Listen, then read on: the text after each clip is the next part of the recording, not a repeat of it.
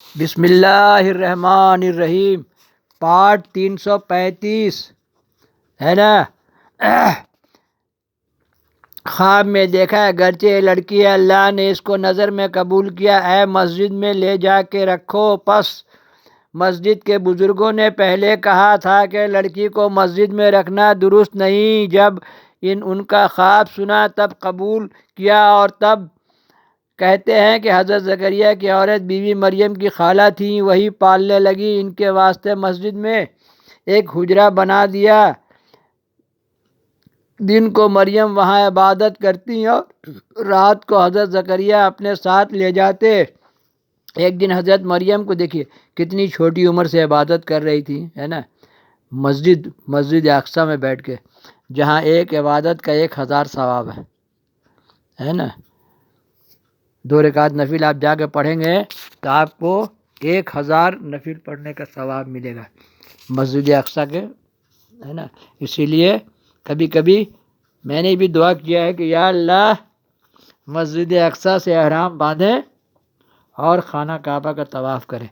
لوگ مسجد اقصی سے احرام باندھ کے بھی حج یا عمرہ کے لیے جاتے ہیں۔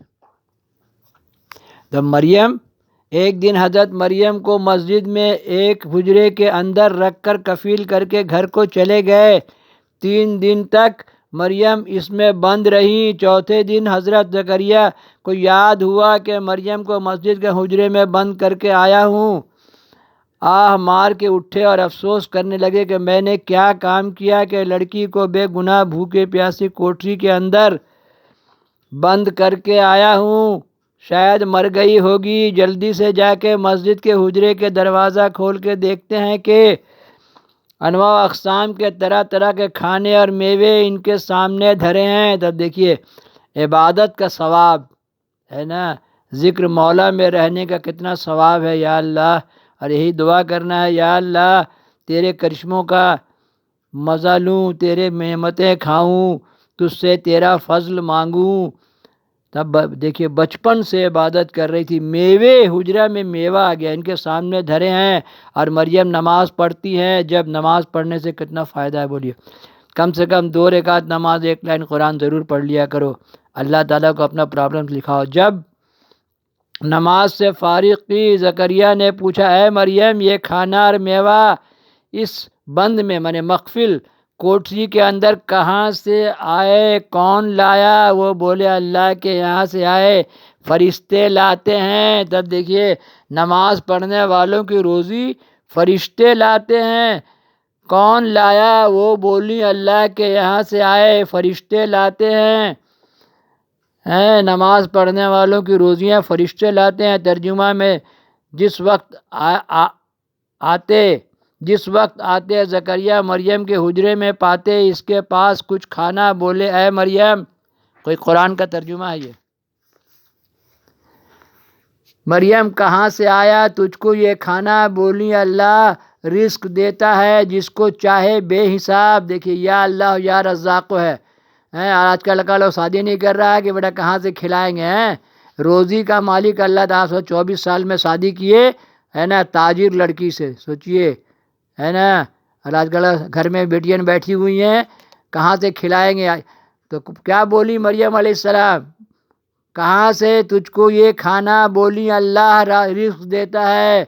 رزق کون دیتا ہے؟ یا اللہ یا رزاق، یا خوب پڑھنا چاہیے، یا اللہ یا رزاق، یا جس کو چاہے بے حساب۔ مریم نے اس واسطے رزق بے حساب کہا کہ کھانا بہشت سے آیا تھا اور نعمت بہشت کی بے حساب ہے۔ پس حق تعالیٰ نے مریم علیہ السلام کو 3 رات 3 دن بہشت کے کھانے سے پرورش کیا۔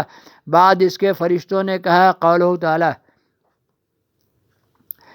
اور جس وقت کہا فرشتوں نے اے مریم تحقیق اللہ نے بزرگزا کیا تجھ کو سارے جہان کی عورتوں سے، اے مریم بندگی کر اپنے رب کی اور سجدہ کیا کر۔ تب دیکھیے عیسیٰ علیہ السلام روح اللہ پیدا، عیسیٰ روح اللہ، اور رکوع کیا کر۔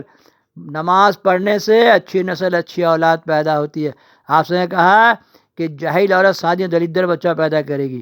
جاہل کا مطلب ہے جو قرآن نہیں جانتا ہے۔ اسی لیے بیٹیاں لوگوں کو قرآن ضرور پڑھا دو۔ ساتھ رکوع کرنے والوں کے یہی خطاب خاص مریم پر ہوا، یہاں تک تھا قصہ مریم کا، واللہ علم بالصواب۔ اس کے بعد ڈالیں گے بیان تولد حضرت عیسیٰ علیہ السلام۔